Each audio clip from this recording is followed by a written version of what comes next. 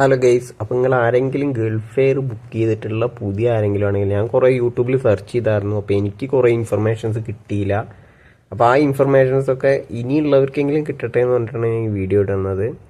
അപ്പോൾ Gulf എയറിൻ്റെ first ബാഗേജിൻ്റെ കാര്യമാണ്. അത് നിങ്ങൾ ഈ ബാഗേജ് എന്നുള്ള അവരുടെ ഗൾഫ് എയറിൻ്റെ സൈറ്റിൽ പോയി ബാഗേജിൽ നിങ്ങളുടെ ഡെസ്റ്റിനേഷൻ എവിടെ ഫ്രം ടു ഒക്കെ അടിച്ചു കൊടുത്താൽ നിങ്ങൾക്ക് എത്ര ബാഗേജ് കൊണ്ടുപോകാൻ പറ്റും എന്നുള്ളത് കാണിക്കും. 2 പീസ് 23 കിലോൻ്റെയാണ് മിക്കവാറും വരിക. Total 46 kg.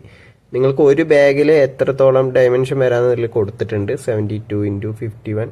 നോർമൽ നമ്മുടെ ഈ ലഗേജ് ബാഗൊക്കെ ആണെങ്കിൽ, ട്രോളി ബാഗൊക്കെ ആണെങ്കിൽ ഏകദേശം ഈ സൈസിൽ തന്നെയാണ് വരിക. പിന്നെ നിങ്ങൾക്ക് വല്ല ഏജൻസിയാണ് ടിക്കറ്റ് എടുത്ത് തരണമെങ്കിൽ നിങ്ങൾക്ക് അവരുടെ സൈറ്റിൽ കയറി നിങ്ങളുടെ മെയിൽ ID ഒക്കെ കൊടുക്കാൻ പറ്റും. അപ്പോൾ നിങ്ങളുടെ മെയിലിലേക്ക് അപ്പോൾ സ്റ്റാറ്റസ് വന്നുകൊണ്ടിരിക്കും. എന്തെങ്കിലുമൊക്കെ ഫ്ലൈറ്റ് ടൈം എന്തെങ്കിലും ഡിലേ ഉണ്ടെങ്കിൽ നിങ്ങൾക്ക് മെയിൽ വരും. അപ്പോൾ എൻ്റെ ഏജൻസി സൗദിയിലേക്ക് എടുത്തുനിന്ന് ഫ്ലൈറ്റ് ബഹ്റൈൻ പോയിട്ട് ഒരു 8.5 മണിക്കൂറോളം അവിടെ സ്റ്റോപ്പ് ഓവർ ഉണ്ടായിരുന്നു.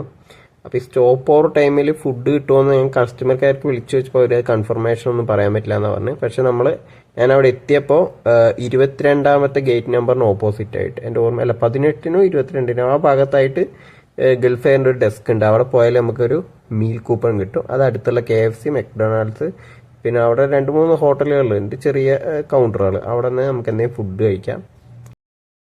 അത്യാവശ്യം വലിയ എയർപോർട്ടായിരുന്നു. പിന്നെ കിടക്കാനൊക്കെ അത്യാവശ്യം സ്ഥലമുണ്ട്. എല്ലാവരും ഇതേപോലെ ഈ സ്റ്റോപ്പ് ഓവർ ബഹ്റൈനിലൊക്കെ വരുന്നുണ്ട്. എല്ലാവരും അവിടെ ഒന്ന് കിടക്കുന്നുണ്ട്. പിന്നെ 2 സൈഡിൽ നിന്ന് റൺവേ ഒക്കെ കാണാം. അപ്പം അങ്ങനെ ബോറടിയൊന്നുമില്ല. പിന്നെ ചാർജിങ് പോർട്ട് പറഞ്ഞിട്ട് കുറേ ഞാൻ നടന്നു, കാരണം ഷോപ്പുകളുടെ അവിടെയൊക്കെ ഉണ്ടായിരുന്നു. അപ്പോൾ ഫ്രീ ആയിട്ട് എവിടെ ഉള്ളത് നോക്കുമ്പോഴാണ് ഈ ചെയറുകളുടെയൊക്കെ സൈഡിലായിട്ട് ചാർജിങ് പോർട്ടുകൾ ഉണ്ടായിരുന്നു. പിന്നെയും ഇതുള്ളവർക്ക് എൻ്റർടൈൻമെൻറ്റ് ബോറടിക്കുന്നവർക്ക് അവരുടെ എൻ്റർടൈൻമെൻറ്റ് ഫോണിലൊക്കെ PS5 കാര്യങ്ങളൊക്കെ ഉണ്ട്. അവിടെ പോയിരുന്നു നമുക്ക് കളിക്കാം. പിന്നെ ഫ്രീ വൈഫൈ ഉണ്ട്. ഒരു 6 മണിക്കൂർ വരെ ഈ ഫ്രീ വൈഫൈ കണക്റ്റ് ആവുള്ളൂ. അത് കഴിഞ്ഞിട്ട് നിങ്ങൾക്ക് കിട്ടുന്ന മീൽസ് കൂപ്പൺ വെച്ചിട്ട് നിങ്ങൾ KFCന്നോ അല്ലെങ്കിൽ മെക്ഡൊണാൾഡ്സിന്നോ കഴിക്കുകയാണെങ്കിൽ അവരുടെ വൈഫൈ പാസ്വേഡ് തരും. ഞാൻ അങ്ങനെ ഉപയോഗിച്ചു. എനിക്ക് കുറച്ചധികം നേരം ഉപയോഗിക്കേണ്ടി വന്നു. പിന്നെ എൻ്റെ 2 മണിക്കൂർ എക്സ്ട്രാ ഡിലേ. അപ്പോൾ ഒരു എക്സ്ട്രാ ഇതുപോലെ ഒരു കൂപ്പൺ കൂടി, മീൽ വൗച്ചറും കൂടി അവർ തന്നു. ഞാൻ ഒരു ചിക്കൻ കറി, ഒരു റൈസും ഇതെടുത്ത് ഫസ്റ്റ് എടുത്തു. പിന്നെ രണ്ടാമത് KFC ആണ് കഴിച്ച്. KFC രണ്ടും വർത്തായിരുന്നു. അത്യാവശ്യം വിശപ്പ് തീരുന്ന പോലെ തന്നെ ഉണ്ടായിരുന്നു. ടോട്ടലി നന്നായിരുന്നു യാത്ര. ആ ഒരു ഡിലേ ഒക്കെ വരുന്നത് കുറച്ച് അലമ്പാണെങ്കിലും ടോട്ടലി ഓക്കെ ആയിരുന്നു.